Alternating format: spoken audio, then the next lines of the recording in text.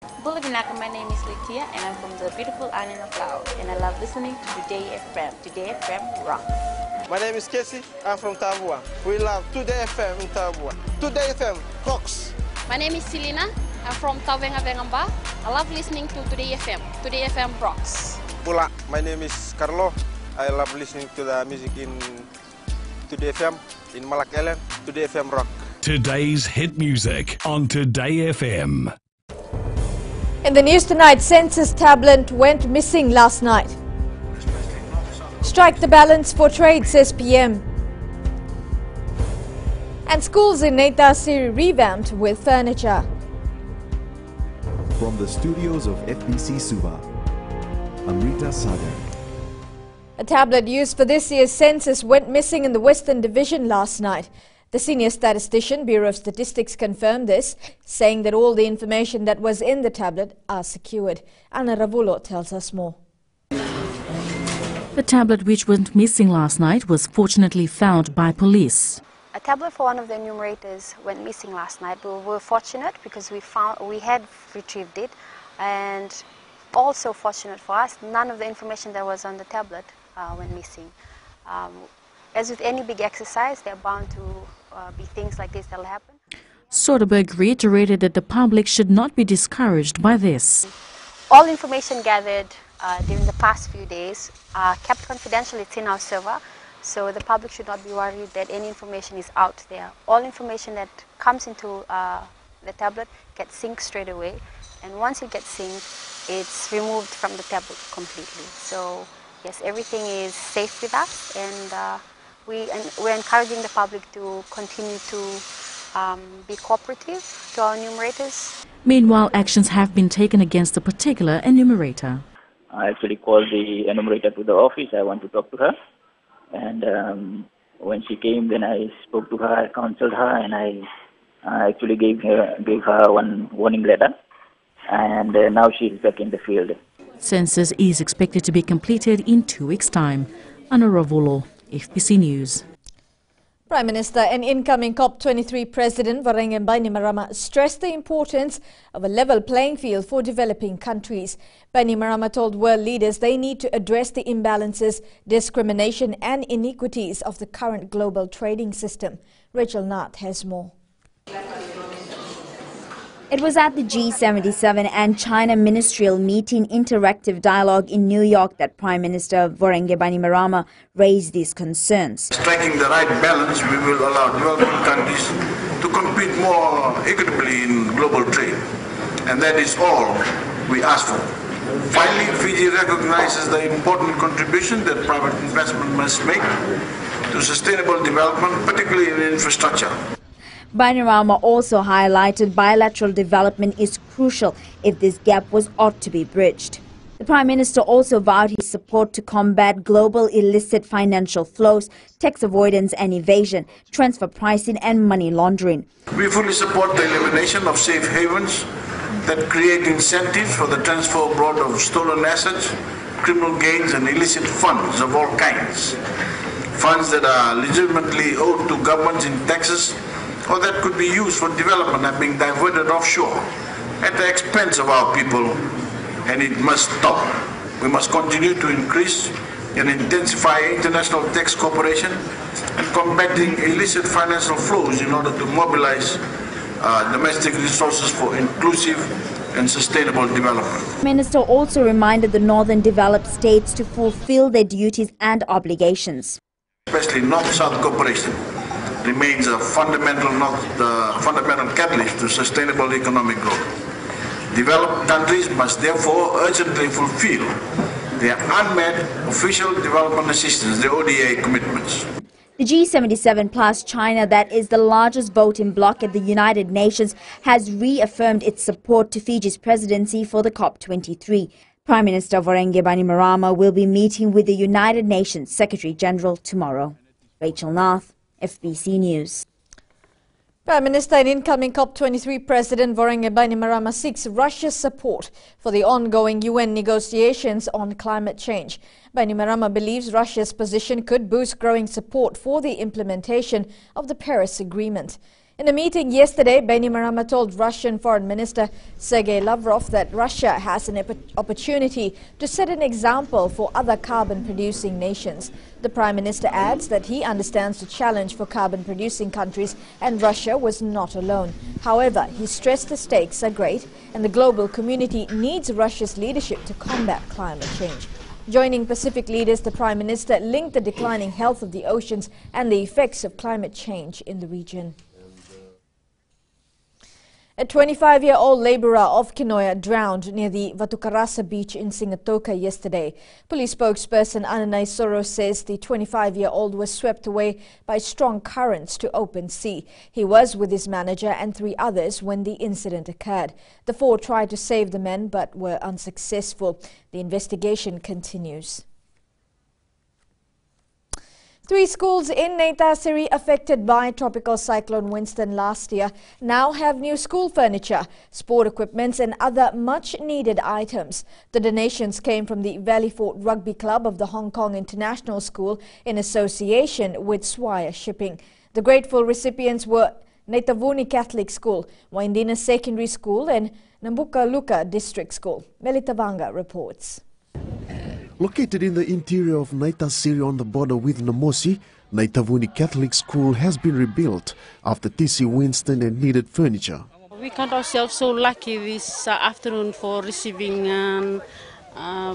gifts from Swire Shipping, and we would like to thank everybody who has donated.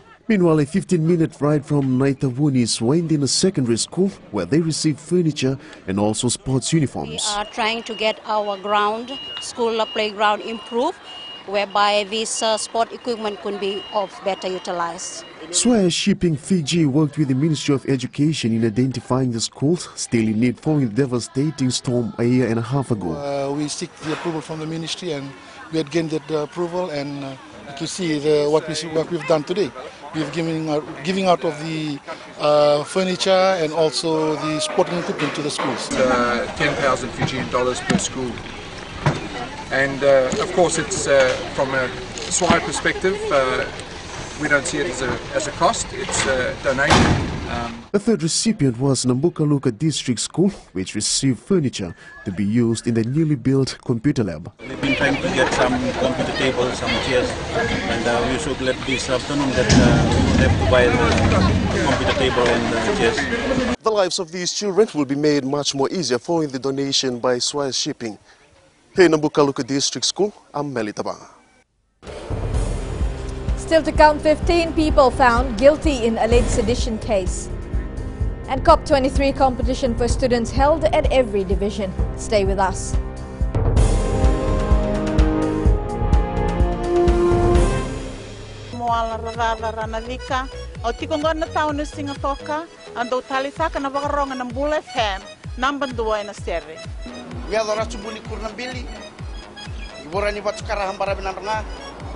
Total takinan na barongan ng Bula FM, number 2 en seri.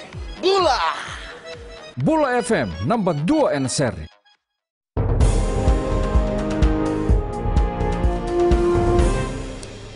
"15 people who allegedly wanted to form a Ras sovereign Christian state 3 years ago have been found guilty by the Lautoka High Court. 12 have been found guilty of 2 counts of sedition, while 2 accused have been found guilty of 4 counts of sedition. The 15th accused has been found guilty for 1 count of sedition and not guilty for the other count of sedition. Judge Justice Aruna Aluthke will sentence all the accused next Thursday. They have all been released on bail.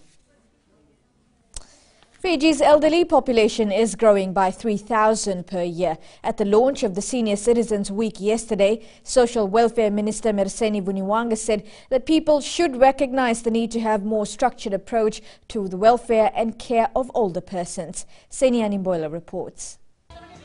The percentage of older population in Fiji, which includes people aged 60 and over, have been increasing steadily since 2000. 2015, Fiji's older population comprised 9.3% of our total population. This is expected to increase to about 20% of our total population in 2050. This brings the reality to prepare ourselves for an aging population. The government has an existing national aging policy that provides a framework to assist stakeholders and communities to work together for the best interest of older persons in Fiji. Basically, the national policy advocates for the inclusion, the protection, health, and the provision of enabling environments for older persons. Citizens are solutions, not a problem, and not a burden to anyone. Please remember that we are the solutions. And it is not only about tapping our talents, it is also about sharing our talents. Government has now lowered the eligibility age from 70 to 65 for the social pension scheme, and around 26,332 older persons are currently benefiting from this scheme, while over 55,000 elderly are currently part of the Barsphere initiative. Sainiani Mbuela, FBC News. Many organizations celebrated the International Week of the Deaf this week. Attorney General Ayaz Said Kayum says such celebrations is vital as it recognizes the work of the people with disabilities. Anna Ravulo reports. The celebration gave another meaning to people with disabilities. I guess also for the first time, we actually get to have a sense of feeling, of being included, of being part of a society. That is being made evident, especially in the announcement of the budget in 2016. The Attorney General says disabled people must always be included in our communities and in workplaces. We always must see each other irrespective of whether they can speak or whether they can hear, whether they cannot see, whether they can see, whether they can walk, whether they're in a wheelchair, whatever the case may be, everybody is equal. And we must have the level of respect for each other. That is very, very important. The government will continue to work with people with disabilities to ensure there is no discrimination against them and also to give a positive environment where they can live a free life as Fijians. Anna Ravulo, FBC News. Primary and secondary school students have also joined hands to bring to the forefront of how climate change is affecting their lives. A COP23 divisional competition has been organized in each division, providing opportunity for students to talk about the effects of climate change. Pranita Prakash reports. Students today talked about climate change through oratory contests, posters and poetry competitions. The decisions made now will have a great impact on our children. Help me as a child to be a strong and resilient person in my efforts to preserve what is ours, our land, our home, our heritage, and our people. The director of secondary school says there is a need for people to engage in climate change talks. This is an opportunity to showcase Fiji and the Pacific Island countries' experiences on the front line of climate change and tell the world our stories. More than 30 primary and secondary schools took part in COP23 divisional competition.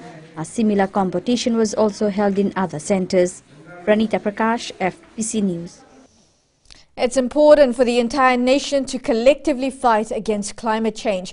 While officiating at the launch of the National Climate Change Week for the Central Division today, Assistant Minister for Rural and Maritime Development and NDMO, Choeli Thawaki, reiterated that climate change is real. Thawaki explained that climate change is not something that is abstract or invisible, but something that is here to stay. To kick off the Climate Change Week, 2 trees were planted. We need to look after the earth. There's no substitute for this earth. If we damage, then the damage becomes a permanent damage. Then we don't have any thing for our children in the future. 3 cane fires in the past few days have caused severe damage to FA power poles carrying the 33,000 volts transmission lines. The lines affected include Wakanda to Momi, Vunda to Rarawai and Vunda to Sambeto. Power supply was lost to customers around Momi, Udiwai, Ba, Tavua and Raki and parts of Nandi as a result of these fires.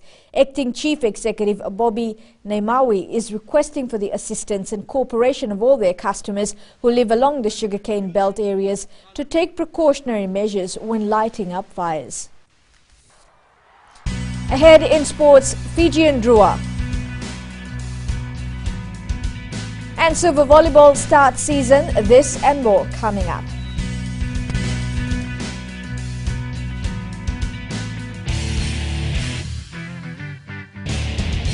मैं Premila वायरुकू recce से सुबह मेरी आँख खुलती है तो मैं मिर्ची एफएम सुनती हूँ। मिर्ची FM is number 1, it's so hot. हम लोग बार टाउन के कैरियर ड्राइवर लोगों ने हम लोग के मिर्ची एफएम सुनो अच्छा लगे। मिर्ची एफएम इज हॉट। हाय, मैं संध्या नारिया रेफ्रिकी से मेरे सारे दोस्त मिर्ची एफएम सुनते हैं। मिर्ची FM is hot, I love मिर्ची एफएम। हमें स्पिन टोटो हुआ कि मिर्ची एफएम में सबसे अच्छा गाना बजे। मिर्ची एफएम, इट्स हॉट।